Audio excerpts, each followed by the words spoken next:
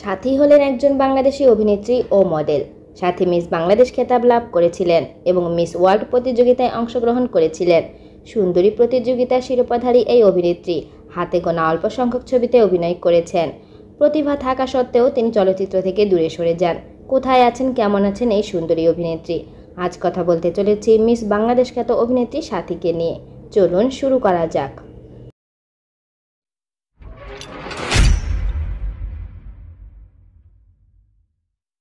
সাথীর পুরো নাম ইয়াসমিন বিলকিস সাথী। সাথী মডেল হিসেবে মিডিয়াতে পা রাখেন। সাথী 1995 সালে মিস বাংলাদেশ প্রতিযোগিতায় অংশগ্রহণ করেন এবং মিস বাংলাদেশ খেতাব লাভ করেন।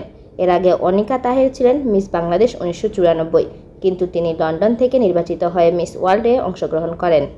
মিস ওয়ার্ল্ড চলাকালীন তিনি তৎকালীন সাউথ আফ্রিকার প্রেসিডেন্ট নেলসন ম্যান্ডেলার সাথে দেখা করেন। মিস ওয়ার্ল্ডে তার ইন্টারভিউ নেন স্বয়ং বিগ বি অমিতাভ বচ্চন। তাকে দেখে বলিউড অভিনেত্রী ঐশ্বরিয়া রয় ভীষণ প্রশংসা করেছিলেন। সুন্দরী প্রতিযোগিতায় বিজয়ী সাথীকে সিনেমা করার সুযোগ করে দেন খ্যাতনামা পরিচালক এহতেশাম। যৌথ প্রযোজনার তৈরি পরদেশি বাবু সিনেমার মাধ্যমে চলচ্চিত্রে অভিষেক ঘটে সাথীর। এই সিনেমায় সাথী ভারত বাংলার অভিনেতা সিদ্ধার্থের বিপরীতে অভিনয় করেন।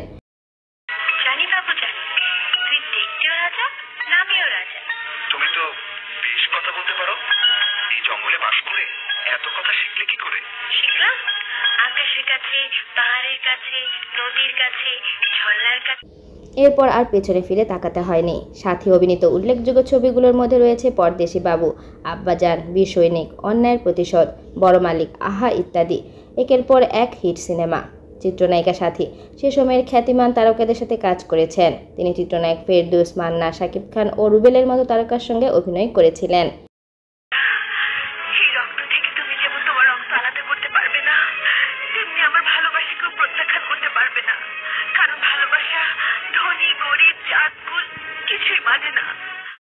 প্রয়াত চিত্রনায়ক মান্নার বিপরীতে আব্বাজান সিনেমায় অভিনয় করে জনপ্রিয়তা লাভ করেন।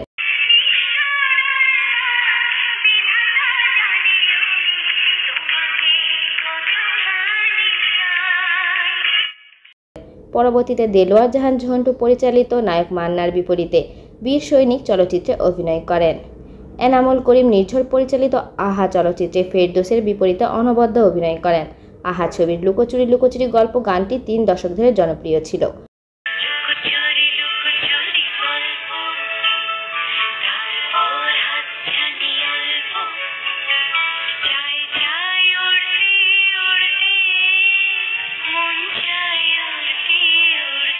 ফাহমিদা নবীর গাওয়া আর কোনো গান এতটা জনপ্রিয়তা পায়নি।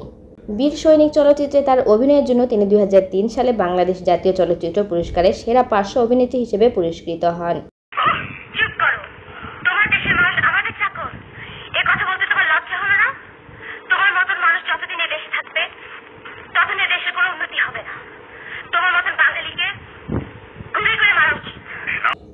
তারকার জীবন কখনোই সহজ নয়। শোবিজ জগতের রঙিন দুনিয়া থেকে কিছুটা দূরে সরে গিয়ে সাথী নিজেকে গুটিয়ে নেন ব্যক্তিগত জীবনে।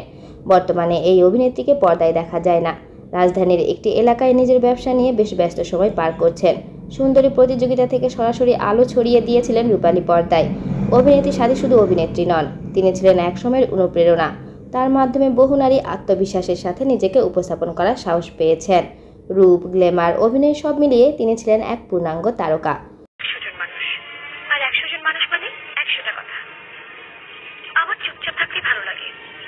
বাবাকে বললাম চলো হসপিটালে যাই। বাবা কি বললো জানো? আমাদের নাকি একটা ট্রেডিশন আছে, এসব নাকি ডাক্তারের কাজ না। সময় চলে যায়, কিন্তু মানুষ থেকে যান সময়ের সীমানা পেরিয়ে। সাথী তেমনই একজন, যিনি সৌন্দর্য ও মেধার প্রতীক হয়ে আজও আমাদের স্মৃতিতে জ্বলে। আমাদের আজকের ভিডিওটি এই পর্যন্তই। আমাদের ভিডিওটি যদি আপনাদের ভালো লেগে থাকে তাহলে একটি লাইক করুন, কমেন্ট করে আপনাদের মতামত জানান এবং আমাদের চ্যানেলটিকে সাবস্ক্রাইব করে আমাদের পাশেই থাকুন। ধন্যবাদ।